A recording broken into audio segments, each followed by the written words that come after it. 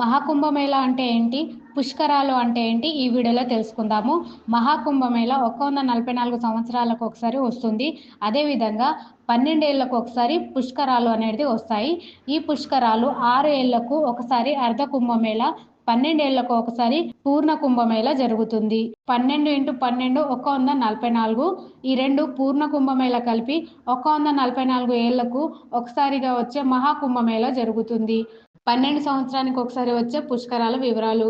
ఇది భారతదేశంలోని 12 పవిత్ర నదుల్లో జరిగే ప్రత్యేకమైన పుణ్యకాలం.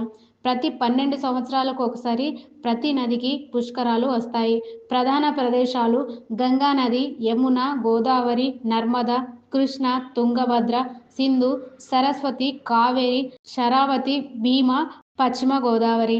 పుష్కరాల యొక్క ప్రత్యేకతలు. బృహస్పతి గురుగ్రహం ప్రత్యేక రాశిలోకి ప్రవేశించినప్పుడు ఈ పుష్కరాలు అనేది జరుగుతుంది. ఇక్కడ నది స్నానం,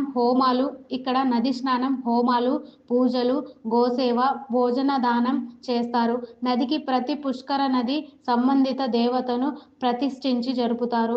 ప్రతి 12 సంవత్సరాలకు 12 నది తీరాల్లో బృహస్పతి రాశి మార్పులతో 12 సంవత్సరానికి ఒకసారి జరుగుతుంది. కుంభమేళ అంటే ఏమిటి? 144 ఏళ్లకి ఎలా వస్తుంది?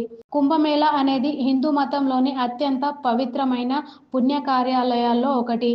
దీని మూలం పురాణాల్లో ఉంది. ముఖ్యంగా భాగవతం, మహాభారతం, రామాయణం, విష్ణు పురాణం మొదలైన గ్రంథాల్లో దీని ప్రస్తావన ఉంది. దేవతలు మరియు అసురులు అమృతాన్ని పొందేందుకు క్షీరసాగర మథనం చేశారు. అమృత కుంభం లభించాక అది ఎవరి చేతిలో ఉండాలన్న విషయంపై వివాదం జరిగింది. అప్పుడు అమృతాన్ని రక్షించేందుకు ఇంద్రుడు కుమారుడు జయంతుడు దాన్ని పట్టుకొని పరుగులు తీశారు. 12 రోజులు దేవతల కాలయానం ప్రకారం. అంటే 12 రోజులు అంటే భూలోక కాలయానంలో 12 సంవత్సరాలన్నమాట. ఈ అమృతం 12 సంవత్సరాలుగా వేదల లోకంలో భద్రంగా ఉండుద్ది. అంటే దేవతలకు 12 రోజులు అంటే మనకు 12 సంవత్సరాలు అన్నమాట. ఆ కాలంలో హరిద్వార్, ప్రయాగ్రాజ్, ఉజ్జయిని, నాసిక్ ప్రాంతాల్లో అమృత కణాలు చిందాయి. అందువల్ల ఈ 4 ప్రదేశాల్లో ప్రతి 12 సంవత్సరాలకు ఒకసారి కుంభమేళ జరుగుతుంది. కానీ ఇక్కడ అత్యంత పవిత్రమైన కుంభమేళగా భావించబడుతుంది. మహాకుంభమేళ ప్రయాగ్రాజ్లో మాత్రమే జరుగుతుంది. పాప పరిహారం. ఈ సమయంలో దీపస్నానం చేస్తే జన్మజన్మల పాపాలు తొలగిపోతాయని నమ్మకం. ధ్యానం, యోగాలు. వేలాది సాధువులు, మహాసిద్ధులు, యోగులు ఈ సమయాల్లో తమ తపస్సు, ధ్యానం చేస్తారు. సన్యాసుల దర్శనం. అరుదైన సాధువులైన నాగసాధువులు ఈ సమయంలో బయటకు వచ్చి భక్తులకు ఆశీస్సులు అందిస్తారు. శక్తి సమాహారం. ఈ సమయంలో దైవ అనుగ్రహం అధికంగా ఉంటుందని జ్యోతిష్య శాస్త్రం నిపుణులు చెబుతున్నారు. నాగసాధువులు. గంగా స్నానం. ఏకాంత సాధనలో ఉన్న నాగసాధువులు ఈ సందర్భంలో ప్రజలకు దర్శనం ఇస్తారు. ధర్మసభలు. హిందూ మతం పీఠాధిపతులు, గురువులు, భక్తులు మార్గదర్శకంగా ఇస్తారు.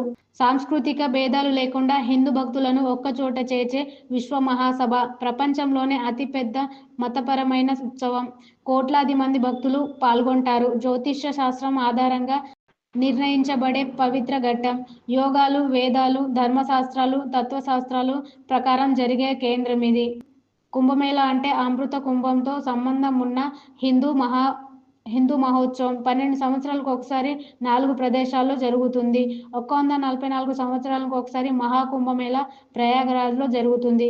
పుణ్యస్నానం, తపస్సు, యోగా, సాధువులు, పితృర్పణం తదితర పవిత్ర కార్యాలను అత్యంత ముఖ్యంగా దర్శించుకోవాలి. కోట్లాది మంది భక్తులు ఈ ఉత్సవంలో పాల్గొంటారు.